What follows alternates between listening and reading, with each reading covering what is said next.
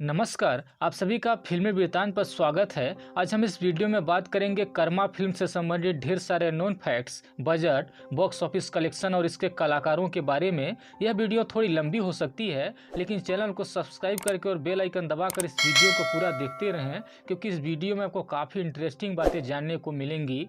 कर्मा एक action, adventure, drama और thriller से भरपूर फिल्म है। इस फिल्म को रिलीज किया गया था 8 अगस्त 1986 को। इस फिल्म में अपने अभिनय का जलवा बिखेरा था दिलीप कुमार, नूतन, नसीरुद्दीन शाह, जैकी श्रॉफ, अनिल कपूर, अनुपम खेर, श्रीदेवी, पूनम ढिल्लों, सत्यनारायण कैकला, टॉम अल्टर, बीना बनर्जी, बिंदु, डैन धनोवा, माधुरी दीक्षित, CS दुबे, दारा सिंह, शक्ति कपूर, विजू खोटे इत्यादि। इस फिल्म का डायरेक्शन और प्रोडक्शन किया था बॉलीवुड के जाने माने राइटर और डायरेक्टर सुभाष घई ने, जिन्होंने हीरो, राम लखन, सौदागर, खलनायक, परदेश जैसी एक से बढ़कर एक दर्जनों फिल्मों का निर्माण कर चुके हैं। इस फिल्म की कहानी लिखा था सुभाष घई ने, स्क्रीन प्ले लिखा था सचिन भौमिक ने, डायलॉग्स लिखे थे कादर खान ने। यह फिल्म मुक्ता आर्ट लिमिटेड के बैनर तले बनी थी। इस फिल्म में म्यूजिक दिया था लक्ष्मीकांत प्यारेलाल ने, लिरिक्स लिखे थे आनंद बख्शी ने। इस फिल्म के साउंड ट्रैक में कुल 8 गाने रखे गए थे,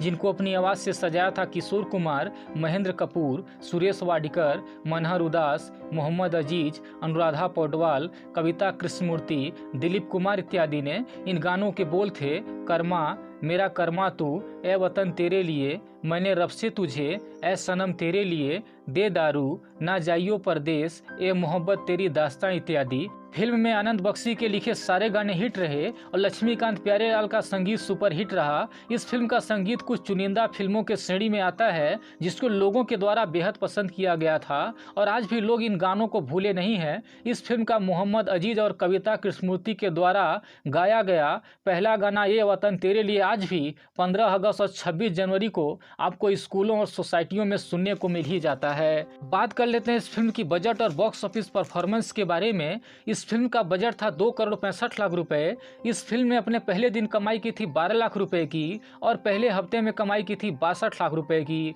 अगर टोटल कमाई की बात की जाए तो इस फिल्म ने भारत में कमाई की थी 7 करोड़ रुपए की और वर्ल्ड वाइड कमाई की थी 13 करोड़ रुपए की। और कर्मा बॉक्स ऑफिस पर सुपर हिट फिल्म साबित हुई थी और इसके साथ इस साल 1986 में सबसे ज़्यादा कमाई करने वाली फिल्म बन गई थी। आपको बता दें कि साल 1986 में सबसे ज़्यादा कमाई करने के मामले में पहले नंबर पर थी कर्मा, दूसरे नंबर पर थी नगीना, तीसरे नंबर पर थी आखिरी रास्ता, चौथे नंबर पर थी नाम और 5वें नंबर पर थी इल्जाम।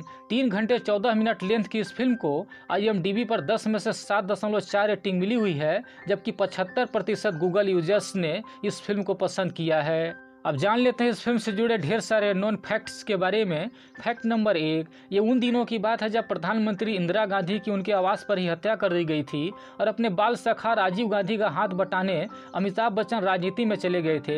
अमिताभ बच्चन ने उन दिनों तमाम फिल्में छोड़ दी थीं। उसमें से एक फिल्म सुभाष घई की शामिल थी, शेर बहादुर। ये फिल्म हीरो और मेरी जंग रिलीज के बाद शुरू होनी थी। ये फिल्म बंद हुई तो सुभाष घई ने कर्मा शुरू की। एक तरह से देखा जाए तो मशहूर पटकथा लेखक सचिन भौमिक के साथ मिलकर सुभाष घई ने रमेश सिप्पी की फिल्म शोले का नया संस्करण तैयार किया था। जेल से छूटे बदमाश वहां भी मेन विलेन को पकड़ने निकलते हैं। यहां भी जेल में फांसी की सजा पाए कैदी सीतापुर जेल के जेलर की मदद करने निकलते हैं। फैक्ट नंबर 2, इस फिल्म में नसीरुद्दीन शाह वाला रोल पहले सुभाष घई ने रजनीकांत को सोचकर लिखा था। सुभाष घई रजनीकांत को लेना चाहते थे, लेकिन अनिल कपूर और उनके बड़े भाई बोनी कपूर की पैरवी पर इस फिल्म में नसीरुद्दीन शाह को लिया गया। लेकिन इस फिल्म के निर्माण के दौरान नसीरुद्दीन शाह और सुभाष घई के रिश्ते में दरार पड़ गई। हुआ यूं कि इस फिल्म के एक सीन में जब नसीरुद्दीन शाह का किरदार खैरू और दिलीप कुमार का किरदार राणा प्रताप सिंह आमने सामने होते हैं और नसीर इस फिल्म में जानी यानी अनिल कपूर और बैजू यानी जैकी श्रॉफ को रिहा करने की बात करते हैं और राणा यानी दिलीप कुमार से टकरा जाते हैं। इस सीन को सुभाष घई ने दोनों कलाकारों को अलग अलग करके शूट कर लिया। यानी कि जब नसीर के संवाद होने थे तो सीन में दिलीप कुमार का डुप्लीकेट खड़ा था और जब दिलीप कुमार के संवाद होने थे तो नसीर का डुप्लीकेट खड़ा था। नसीर ने कहा कि बस इसी एक सीन के लिए तो उन्होंने इस फिल्म को की थी। इसके बाद वो सुभाष घई से नाराज हो गए। क्योंकि वह दिलीप कुमार जैसे दिग्गज अभिनेता के सामने अभिनय करना चाहते थे। सुभाष घई ने फिल्म कर्मा के बाद बतौर निर्देशक 10 फिल्में और बनाई, लेकिन नसीरुद्दीन शाह ने किसी भी फिल्म में उनके साथ काम नहीं किया। घई के प्रोडक्शन हाउस की फिल्म इकबाल में नसीर काम करने को जरूर राजी हुए, लेकिन इस बात पर कि ये फिल्म नागेश कुकुनूर निर्देशित कर रहे हैं। फैक्ट नंबर 3, इस फिल्म में खलनायक डॉक्टर डेंग की भूमिका के लिए सुभाष घई की पहली पसंद अमरीश पुरी थे और उन्होंने अमरीश पुरी को ही ध्यान में रखकर इस भूमिका को लिखा था। लेकिन अमरीश पुरी पहले भी सुभाष घई के कई फिल्मों में खलनायक की भूमिका निभा चुके थे, इसलिए दर्शकों के मन में बदलाव लाने के लिए यह भूमिका अनुपम खेर को मिली और खेर ने इस भूमिका को इतनी शिद्दत से निभाया कि लोगों के मन में हमेशा बस गया।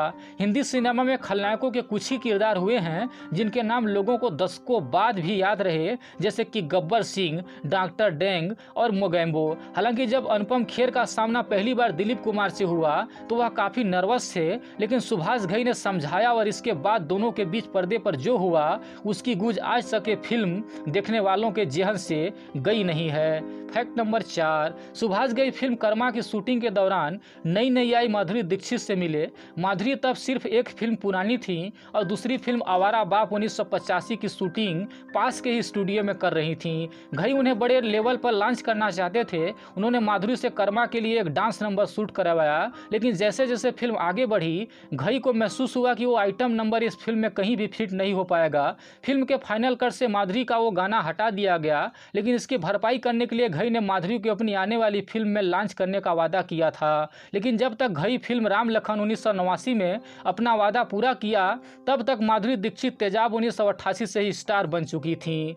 फैक्ट नंबर 5, शक्ति कपूर इस फिल्म के निर्माण के दौरान काफ़ी नाखुश थे, क्योंकि उनका मानना था कि जब उन्हें स्क्रिप्ट सुनाई गई थी तो उनका रोल काफ़ी बड़ा और शक्तिशाली था, लेकिन बाद में बहुत छोटा कर दिया गया। इस बात को लेकर शक्ति कपूर सुभाष घई से काफ़ी नाराज थे। इसके बाद जब वह शांत हुए तो उन्हें एहसास हुआ कि सुभाष घई ने फिल्म के हित के लिए ही ऐसा किया और उन्होंने एक पार्टी में घई से मुलाकात की और उनसे माफ़ी मांगी। हालांकि भले ही दोनों के बीच सुलह हो गई थी, लेकिन शक्ति कपूर ने इसके बाद सुभाष घई के फिल्मों में कभी काम नहीं किया।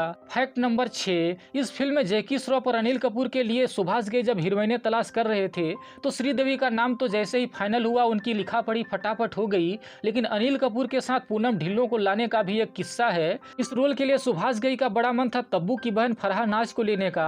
फरहा नाज तब यशराज फिल्म्स के करार में बधी थी और यश चोपड़ा ने तब घई के चाहने पर भी उन्हें अपनी फिल्म फासले का रसेट दिखाने से इनकार कर दिया। घई इस रोल के लिए गांव की गोरी सी दिखने वाली लड़की चाहते थे। ये बात पूनम को पता चली तो वह खुद जाकर सुभाष घई से मिली और उन्हें फिल्म मिल गई। हालांकि पूनम ढिल्लों द्वारा की गई भूमिका के लिए सलमा आगा और सुलोचना पंडित की बहन विजेता पंडित भी उम्मीद कर रही थी, लेकिन उन्हें इस फिल्म में काम करने का मौका नहीं मिल पाया।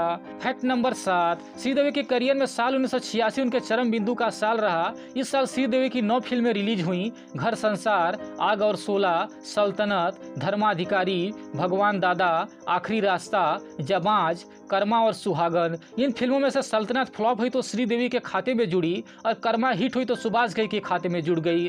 श्रीदेवी ने इसी फिल्म के बाद तय किया कि वह मल्टी स्टारर फिल्में नहीं करेंगी, ऐसी फिल्में ही करेंगी जिनका बॉक्स ऑफिस पर परिणाम जो भी हो, लेकिन वह जुड़े या घटे उनके खाते में। फिल्म कर्मा की शूटिंग के दौरान भी श्रीदेवी इसका जिक्र अपने स्टाफ से अक्सर किया करती थी और इसी फिल्म के बाद श्रीदेवी ने उन्हीं मल्टी स्टारर फिल्मों में काम किया जो वह फिल्म कर्मा शुरू होने से पहले साइन कर चुकी थी। फैक्ट नंबर 8, दिलीप कुमार और नूतन की एक साथ यह पहली और आखिरी फिल्म थी। हालांकि इससे पहले इन दोनों कलाकारों ने साल 1960 में शेखवा फिल्म में एक साथ काम किया था, लेकिन फिल्म पूरी नहीं हो पाई थी और कभी रिलीज भी नहीं हुई। और इसके 25 साल बाद जब उन्होंने एक साथ कर्मा फिल्म में काम किया तो दोनों की केमिस्ट्री पर्दे पर क्या खूब रही। खासतौर से दिलीप कुमार का फोन पर नूतन की चूड़ियों की खनक को समझकर खुद ही सवाल और खुद ही जवाब देने वाला सीन बहुत ही भावुक है। फैक्ट नंबर 9, कर्मा फिल्म उस समय की सबसे स्टार कास्ट वाली फिल्म थी, फिर भी इस फिल्म की शूटिंग 14 महीने में ही पूरी कर ली गई थी। राणा विश्व प्रताप सिंह यानी दिलीप कुमार की विशाल जेल को विशेष रूप से इस फिल्म के लिए बनाया गया था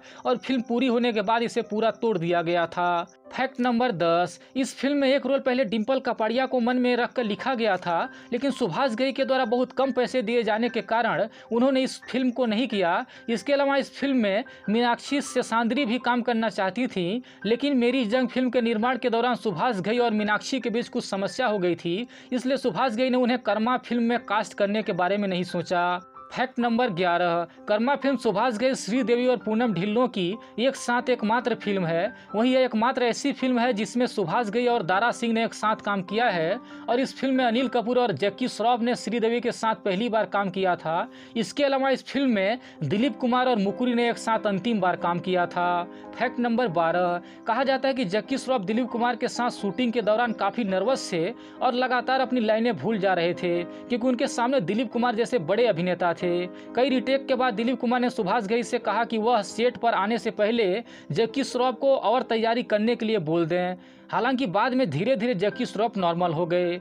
फैक्ट नंबर 13, डैन धनोआ जो फिल्म में अक्सर एक निगेटिव रोल का किरदार निभाते हैं, कर्मा एकमात्र दुर्लभ फिल्म है जिसमें उन्होंने गैर खलनायक का किरदार निभाया है। इस फिल्म में उन्होंने एक भारतीय वकील का किरदार निभाया है जो डॉक्टर डैंग के जेल में फंसा है और जो श्रीदेवी को बचाता है। फैक्ट नंबर 14, सुभाष घई ने अपनी अन्य फिल्मों की ही तरह इस फिल्म में भी एक कैमियो रोल किया है जिसमें वह अपने कंधों पर साइकिल के साथ एक पैदल यात्री के रूप में दिखाई देते हैं। इसके अलावा सभी रेडियो कॉल्स वार्तालाप में दूसरे छोर पर सुभाष घई की ही आवाज सुनाई देती है। फैक्ट नंबर 14, सेंसर बोर्ड की आपत्तियों के बाद दे दारू गीत के कुछ बोल बदल दिए गए थे, जैसे घूंटी शब्द को घंटी से बदल दिया गया था। फैक्ट नंबर 16, इस फिल्म के क्लाइमेक्स सीन में जहां दिलीप कुमार अनुपम खेर पर गोलियां चलाते हैं और गोलियों की निशान से भारत का मानचित्र बन जाता है, यह सीन पहले स्क्रिप्ट का हिस्सा नहीं था। इस सीन को बाद में सुभाष घई ने क्रिएट किया था। मित्रों, आपको यह जानकारी कैसी लगी कमेंट के माध्यम से बताएं और चैनल को सब्सक्राइब करके वीडियो को लाइक और शेयर